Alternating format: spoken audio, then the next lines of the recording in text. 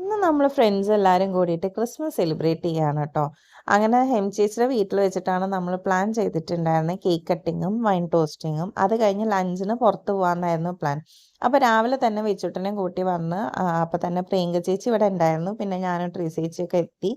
അങ്ങനെ ഞങ്ങളുടെ മേക്കപ്പും ഒരുക്കങ്ങളും എല്ലാം കഴിഞ്ഞ് ഞങ്ങൾ കേക്ക് വന്നു കേട്ടോ. അത് ഫ്രഷ് ഫ്രം ദ അവനാണ്. ഇപ്പം ബേക്ക് ചെയ്ത് ഇറക്കിയ കേക്കായിരുന്നു കേട്ടോ. അത് ചേച്ചിയുടെ ഫ്രണ്ട് പ്രിയ എന്ന് പറഞ്ഞൊരു ചേച്ചി ഉണ്ടാക്കിയതാണ്. ഞാൻ ആളെ ഇതുവരെ കണ്ടിട്ടില്ല. പക്ഷെ കേട്ട് നല്ല പരിചയമുണ്ട് കേട്ടോ. പിന്നെ ഈ വൈൻ എന്ന് പറഞ്ഞു കഴിഞ്ഞാൽ ചേച്ചിയുടെ ഡാഡി കഴിഞ്ഞ വർഷം ഉണ്ടാക്കിയ വൈനാണ്. അങ്ങനെ ആ വൈനും എല്ലാം സെറ്റ് ചെയ്ത് കഴിഞ്ഞ് ഞങ്ങളെല്ലാവരും കൂടി കേക്ക് കട്ട് ചെയ്ത് കേക്കൊക്കെ കഴിച്ചു. അടിപൊളി കേക്കായിരുന്നു. ഒരു രക്ഷയുണ്ടായിരുന്നില്ല കേട്ടോ.